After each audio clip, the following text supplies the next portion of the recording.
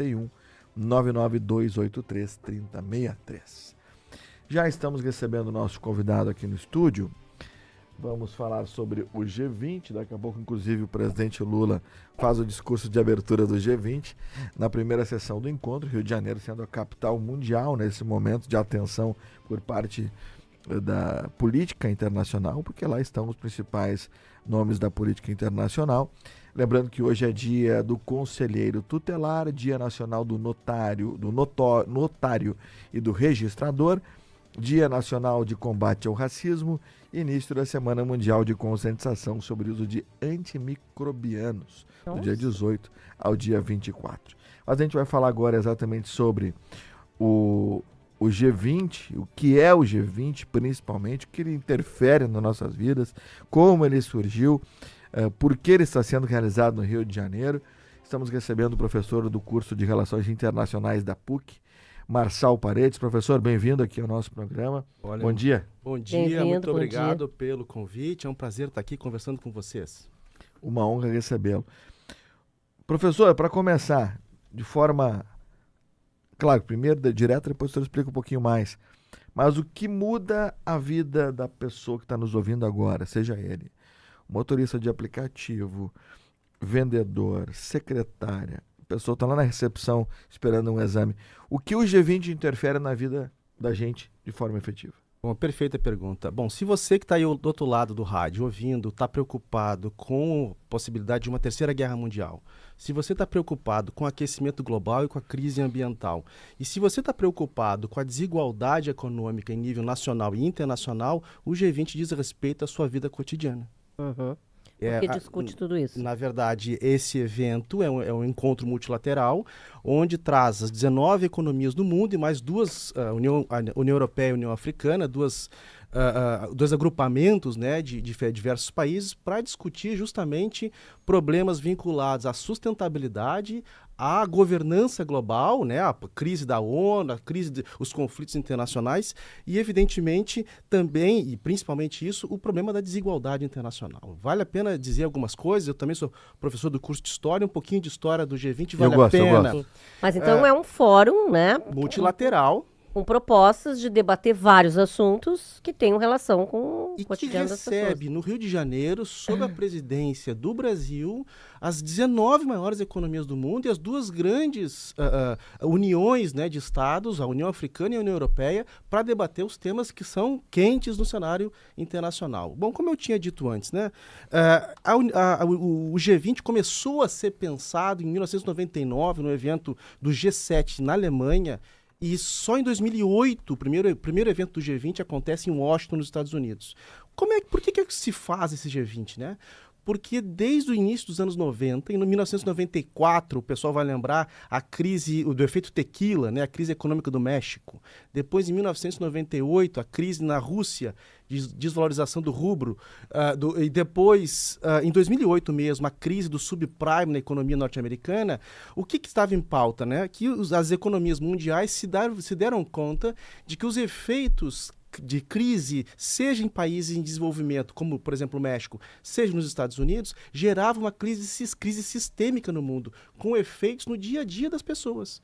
Então, desde 2008, primeiro evento em Washington, nos Estados Unidos, essas economias, as principais potências mundiais, têm se encontrado para tentar criar acordos multilaterais para atacar, primeiramente, os problemas da desigualdade no mundo da economia. Eu preciso dar um dado importante e talvez até aqui fique uma primeira desconfiança sobre a possibilidade prática de algumas coisas que vêm acontecendo dentro do cenário das reuniões do G20. De 2008 para cá, e é importante que se coloque esse dado, o nível de desigualdade entre os países mais ricos e a faixa das pessoas com mais dinheiro no mundo aumentou mais de 50% em relação aos 50% mais pobres no mundo. Portanto, de 2008 para cá, a desigualdade entre os mais ricos e os mais pobres aumentou brutalmente. Pois é, e essa é a pergunta que eu ia fazer. Qual é o resultado efetivo e prático dessas reuniões? Ou seja, nós estamos conseguindo mudar algumas coisas, isso que se foi proposto discutir tá em voga, está sendo cumprido, ou seja... Pois é, esse é um dos calcanhares, né, de Aquiles do cenário internacional. De 2008 para cá, ou mais recentemente, a gente vive um processo de deslegitimação do cenário da diplomacia multilateral. Ou seja, cada vez menos as pessoas têm acreditado na ideia de um governo mundial presidido ou liderado pelas principais potências, tendo como palco principal a ONU.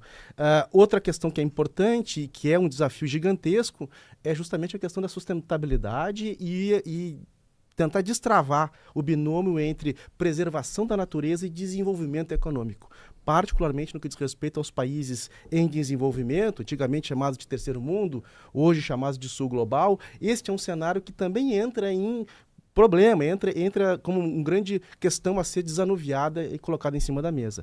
Mas, obviamente, a gente não pode deixar de falar da eleição agora do Donald Trump nos Estados Unidos. Né? Não é possível a gente começar qualquer tipo de cenário, de análise do cenário internacional, sem perceber que que nós vivemos talvez a mais profunda crise da diplomacia multilateral e que o presidente eleito agora, Donald Trump, já sinalizou que vai retirar o apoio, retirar recursos dos Estados Unidos. De modo que o desafio diplomático é gigantesco. E em frente a esse desafio diplomático, se coloca talvez uma das questões importantíssimas é justamente a questão ambiental. Né? Então, a gente, infelizmente, aqui em Porto Alegre, viveu a tragédia das enchentes, então não é necessário mais provar que nós vivemos uma crise climática.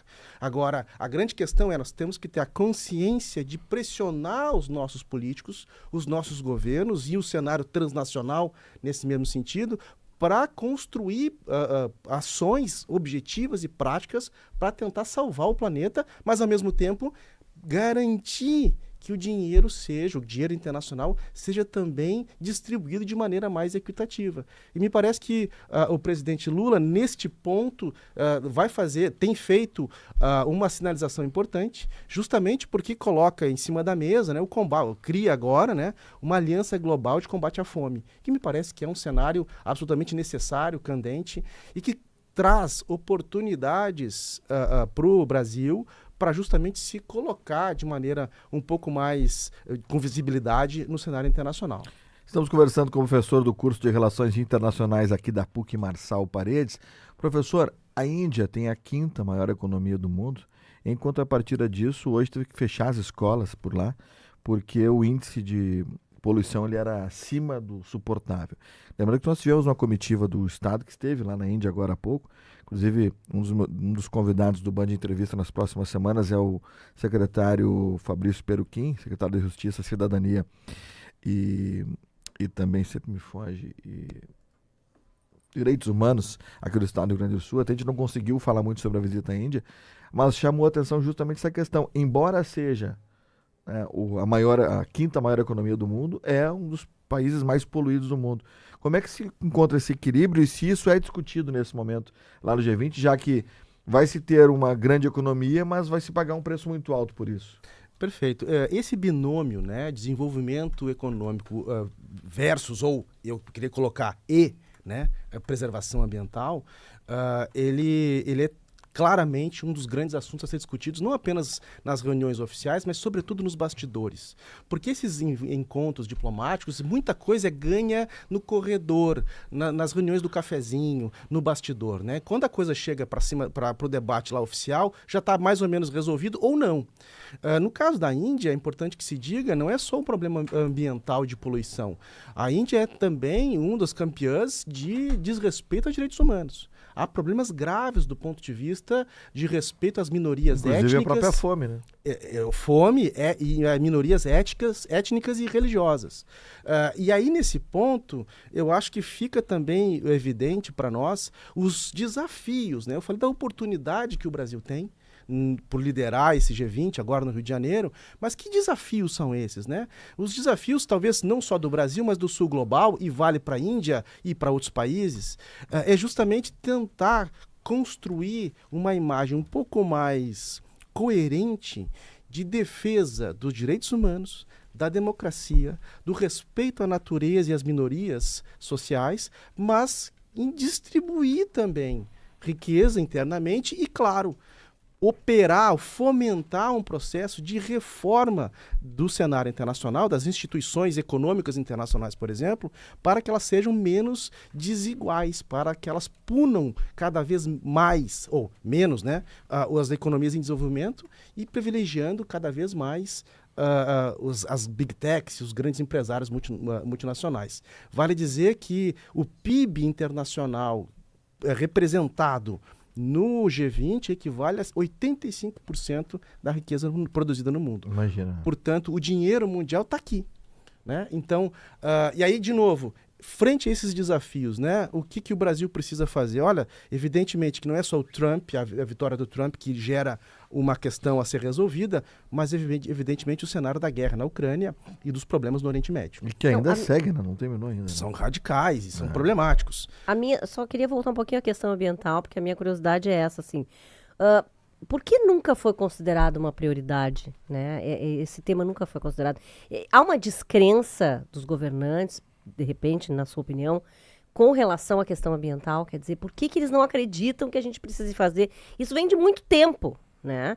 E agora realmente está demais, porque a gente está vendo em todo o mundo acontecerem tragédias, como aconteceu aqui, aconteceu na Espanha, né? Enfim, o que acontece, né? Por que essa questão ambiental não é prioridade? Olha, é só a gente imaginar a quantidade de reformas ou de mudanças na vida cotidiana, voltamos ao cotidiano das pessoas, que os grandes mercados poluidores, como Estados Unidos e China, trariam, né, se fizessem, por exemplo, algumas mudanças muito no micro social, na vida cotidiana mesmo das pessoas, para combater o aquecimento global. Por que essas coisas não têm sido, de fato, olhadas com seriedade? Porque isso mexe no bolso e mexe em interesses muito sérios. Então, essa é uma questão que precisa ser encarada com firmeza, na minha opinião, para que a gente consiga fazer com que os Estados Unidos e China façam modificações no seu próprio sistema de produção e de consumo. Vale dizer uma questão que está por trás desses encontros agora no Rio de Janeiro. Existe acordado um cenário de que as economias mais ricas paguem a conta de políticas de sustentabilidade na economia. O que agora está sendo levantado, e o Brasil, na minha opinião, corretamente tem se mostrado contrário a essa proposta, é que a conta pelo problema climático seja paga também pelos países em desenvolvimento. Se a gente for colocar na ponta do lápis, se simplesmente China, pela sua imensa população, né, e Estados Unidos, pela potência do seu mercado consumidor e sua indústria, se simplesmente China e Estados Unidos mexessem seriamente na questão ambiental, abdicando de um lucro imediato, mas assegurando sobrevida para o planeta Terra, tenho certeza que as coisas poderiam ficar um pouquinho mais interessantes para todos nós, não apenas, mas inclusive para norte-americanos e chineses. E uma das situações, sendo bem direta também, é que quando se fala justamente sobre a questão da proteção ambiental e tudo que ela representa, vai se dar justamente no que vivemos aqui em maio. Né? Porque não é de graça que o tempo ficou do tempo que ficou, do jeito que ficou. Está falando o presidente Lula, vamos ouvir um pouquinho durante a primeira sessão da cúpula do G20. Ele está falando nesse momento sobre a desigualdade que se aprofunda. Vamos com o som da Band News. O cientista e geógrafo brasileiro Josué de Castro. A fome é a expressão biológica dos males sociais. É produto de decisões políticas que perpetuam a exclusão de grande parte da humanidade. O G20 A gente vai tentar um áudio um pouquinho melhor. Eu vou buscar também aqui, que a gente está através do nosso monitor aqui. E a gente vai tentar justamente por outro sinal o áudio. Peço licença um pouquinho para o professor. Mas fica à vontade, professor. Claro, o professor claro. também deve estar querendo ouvir o que está dizendo. Que a gente fica curioso de saber. O presidente Lula, nesse momento, lá na abertura do G20 no Rio de Janeiro, toda uma situação de segurança foi colocada. E a gente já tem agora aqui, portanto, o meu querido Vladimir Menezes, na troca da guarda, o áudio também do presidente Lula. Da sociedade civil, concebemos e implementamos programas de inclusão social, de fomento da agricultura familiar e da segurança alimentar e nutricional, como o nosso Bolsa Família e o Programa Nacional de Alimentação Escolar. Conseguimos sair do mapa da fome da FAO em 2014, para o qual votamos em 2022 em um contexto de desarticulação do estado de bem-estar social. Foi com tristeza que, ao voltar ao governo, encontrei um país com 33 milhões de pessoas famintas. Em 1 ano e 11 meses, o retorno desses programas já retirou mais de 24 milhões e meio de pessoas da extrema pobreza. Até 2026, novamente, sairemos do mapa da fome. E com a aliança, faremos muito mais. Aqueles que sempre foram invisíveis estarão ao centro da agenda internacional. Já contamos com a adesão de 81 países, 26 organizações internacionais, 9 instituições financeiras e 31 fundações filantrópicas e organizações não governamentais. Meus agradecimentos a todos envolvidos na concepção e no funcionamento dessa iniciativa já anunciaram contribuições financeiras. Foi um ano de trabalho intenso, mas este é apenas o começo. Bom, essa é a fala do presidente Lula. Áudio do Manhã Bandeirantes, na Rádio Bandeirantes São Paulo, nossos parceiros de lá. Inclusive, quando eu estava lá, estávamos lado a lado. Tinham 2 manhãs Bandeirantes ao mesmo tempo lá na nossa sede no Morumbi, lá em São Paulo. Mas o tom é justamente o mesmo que o professor dizia. Exatamente. Ligado à questão da desigualdade, da fome. Já falou no início ali, falava sobre questões do meio ambiente, professor Marçal. Não, é isso. Eu acho que essa é a grande oportunidade que o presidente Lula e que o Brasil tem para se colocar de uma maneira mais proativa e mais reconhecida no cenário internacional, depois de ter, na minha perspectiva, tido alguns pronunciamentos menos felizes, particularmente no que diz respeito ao cenário da guerra na Ucrânia e na questão do Oriente Médio. O Brasil que acabou perdendo, num certo sentido, algum prestígio internacional, mas agora, e esse é um cenário que me parece colocar claramente a oportunidade do Brasil, o combate ao aquecimento mundial, né? O combate à crise climática, o combate à fome e o posicionamento do presidente Donald Trump nos Estados Unidos, claramente contrário às instituições multilaterais, talvez ofereça para o Lula um cenário, um campo aberto para justamente se colocar como liderança mundial. Tem que se levar em consideração também que, por exemplo, a Alemanha tem uma crise interna política muito grande hoje em dia. Inclusive, para o próximo janeiro está marcado eleições na Alemanha. É difícil conseguir consolidar um novo consenso político na Alemanha. Na França, a mesma coisa. Emmanuel Macron tem sido mostrado em crises constantes na política francesa. O Donald Trump nos Estados Unidos, já falei, a China é efetivamente o grande player internacional, mas o Brasil pode agora conseguir ocupar um espaço que talvez o mundo inteiro clame para que seja ocupado. E o presidente Lula tem se mostrado ambicioso, né, desde os primeiro e segundo governos lá atrás, justamente para se tornar um líder mundial. Agora, para isso, talvez precise rever alguns posicionamentos, particularmente no que diz respeito à Rússia, e de alguma forma equilibrar o tom em relação à China, para não criar ruído no cenário, seja da União Europeia, seja nos Estados Unidos. Também é preciso que se invista, né, que tenha realmente investimentos nessa questão aí da questão ambiental, né? Exatamente. Eu fico pensando, cá entre nós aqui, você que está aí do outro lado da rádio, né? Cada copinho de plástico, cada canudinho que a gente consome em tudo quanto é lugar que a gente vai tomar um refresco, almoçar no buffet. A gente podia simplesmente fazer um esforço, né, de abolir essas coisas no dia a dia, né? Podia fazer um esforço de baixar ou tornar zerada a tarifa para uma série de políticas, por exemplo, vinculadas à energia fotovoltaica, né? E tornar isso efetivamente... E agora quer até se taxar, né, a energia... Pois então uma coisa é o discurso, outra coisa é as suas práticas. É isso que eu digo, pois é. Essa é a minha pergunta sobre investimentos, né?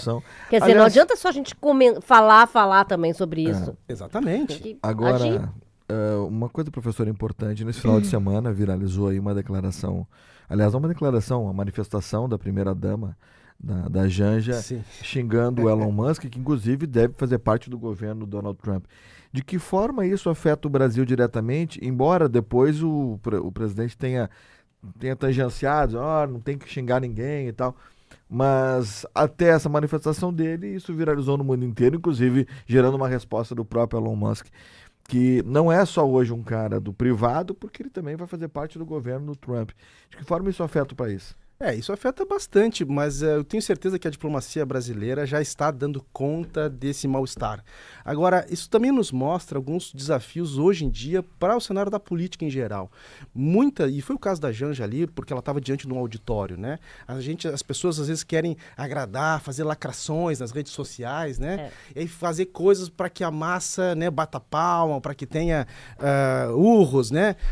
Só que tem que tomar muito cuidado com isso, porque a alta política, o mundo da diplomacia é o mundo da conversa, da cordialidade. E as coisas viram muito rápido, né? Do ritual. No fundo, foi uma declaração completamente infeliz da Janja, né? Claro E depois ela fez mais uma também em relação ao cidadão, aquele que se matou, né? Que se explodiu lá no Palácio. Ela também usou um termo bem ruim. Às vezes assim, também né? me parece descuido, sabe? Não, às vezes não é nem essa questão só de querer lacrar e tal. Às vezes a pessoa não se dá conta do tamanho, né? Que tem. Aí nós vamos dizer muito o que faltava para esse presidente Jair Bolsonaro. Faltava um assessor de imprensa. Sim, que a gente falou várias vezes, exatamente. Olha, não fala tanto. Te protege, né? Preparo acadêmico. Por isso, né, eu falo aqui em nome da PUC, né? As Mas pessoas isso, não Fabiano, podem é falar aquilo que tu toda diz. hora, Professor, eu Da defendo especialização, isso aqui. é verdade. Se exige por um professor dar aula uma série de requisitos. Evidente. Inclusive uma formação. Evidente. Aí, para Jornalista ser também, vereador, enfim, para né? ser deputado, para ser governador, para ser presidente da República, não há exigência nenhuma. E a questão é que o entourage, né, a assessoria toda dos presidentes, e não só de presidentes, precisam ser bem preparados e passar o tempo todo se atualizando. Nós do mercado fazemos isso o tempo todo. Aqui na PUC eu estou o tempo todo correndo atrás para entregar coisas novas e interessantes para os alunos em aula. Ora, o que a gente vê? Às vezes, líderes mundiais, e eu não falo só daqui da Janja, mas o Trump falou muitas coisas nesse sentido, o próprio Narendra Modi, enfim, e que às vezes ficam mais pensando nas suas bolhas, ou da internet, ou bolhas sociais, e se esquecem do papel altissimamente importante que representam estados, povos, e mais do que isso, né? Pautas importantes no cenário do futuro da humanidade. Esse caso, por exemplo, dos direitos humanos, o caso da possibilidade de negociação entre Brasil e Estados Unidos, o caso do respeito ou da atenção enorme para o problema ambiental, ele não é só de um país ou de outro, de um líder ou de outro, ele é de todos nós. E aí, nesse caso, me permitam fazer apenas um adendo aqui, que é talvez uma novidade desse G20, que foi a antecedência dele do G20 social, né, que aconteceu no final de semana. Foi onde a primeira-dama Exatamente. fez as manifestações. Tem uma questão que é interessante, porque aparece, né, se evidencia a importância dos movimentos sociais, da sociedade civil e de organizações transnacionais, fazendo articulação política e dando o seu recado, pressionando de alguma forma, inclusive aqueles que trabalham nos bastidores das relações internacionais. Isso é muito positivo.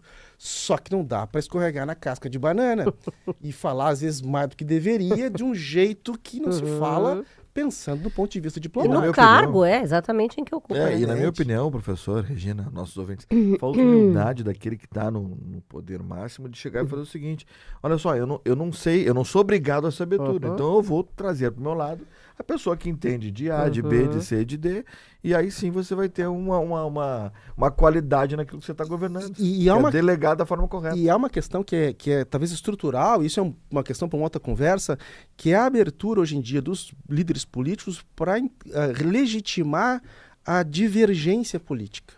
É através da discordância de pontos diferentes, eu penso A, você pensa B, ela pensa C, nós vamos construir alguma coisa melhor, mais apurada e que de alguma maneira satisfaça a todos. Hoje em dia, por causa da internet e de uma série de outros elementos, parece que as coisas estão cada vez mais ensimesmadas. As ideias estão voltadas para o próprio umbigo. A gente precisa justamente ampliar os horizontes e enxergar que o mundo é gigantesco. Não, e olha a comunicação que a gente tem, é justamente o contrário, né? A gente deveria justamente comunicar usando tudo isso. Mas parece, justamente, Regina, parece que há uma espécie de rebote ou de resistência, às vezes emocional, psicológica, frente à enormidade de conhecimento disponível, as pessoas acabam dando um ou dois passos atrás. Uma autossuficiência de que acho que elas Com vão resolver medo, tudo, né? É um discurso de medo, não é à toa que o discurso do medo tomou conta das campanhas políticas.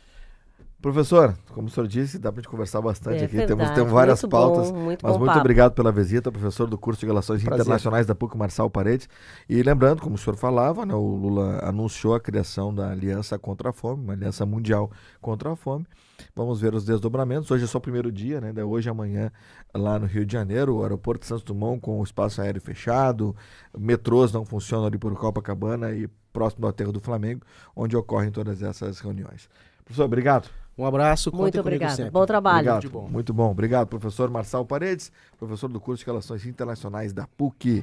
Simers, descubra o Simers, defender os médicos é defender a saúde. Conheça o Kia EV5 na Kia Motors, na interatividade. Muitos recados aqui, vou ler com a presença do professor, porque tem alguns aqui para ele também. Ó. Excelente dia, Regina, Fabiana e Marçal. O plástico não é o grande vilão. O vilão é a cultura do povo que joga lixo em qualquer lugar. Sejamos mais educados.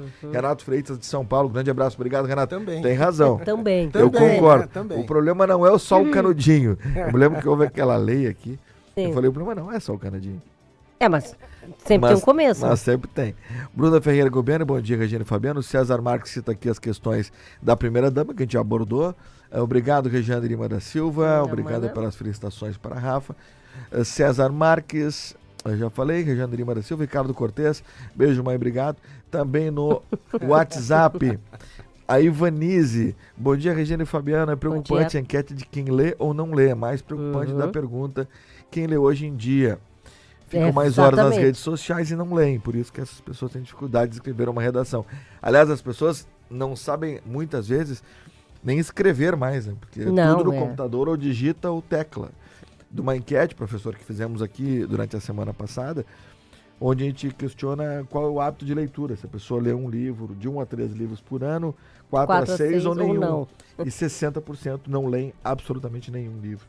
Então é preocupante esse número, muito né? preocupante, inclusive a capacidade de foco e de atenção que as pessoas cada vez têm Falamos menos. aqui também sobre isso. Porque Está muito ligado a isso. eu sugiro, me permita a oportunidade, se isso aqui é através da leitura com reflexão, pausada, sem ficar rolando tela no telefone, né? Que a gente consegue olhar para dentro. Refletir. Cada vez que a gente vive num mundo conectado, mas só vai sobreviver, inclusive psicologicamente, quem conseguir desplugar um pouco e conseguir olhar para dentro, rever os seus pensamentos, aprender coisas novas, enxergar o mundo de um jeito mais amplo. Então, a leitura é o principal elemento, o caminho que a gente tem para conhecer melhor a nós próprios e aquilo que está à nossa volta. Sem leitura, nada é possível, né? Nós somos fruto das leituras que fizemos ou que faremos. Verdade. Obrigada, professor. Obrigado, professor. Um abraço. Prefeito Marçal Paredes. É importante isso, né? As pessoas não conseguem escrever.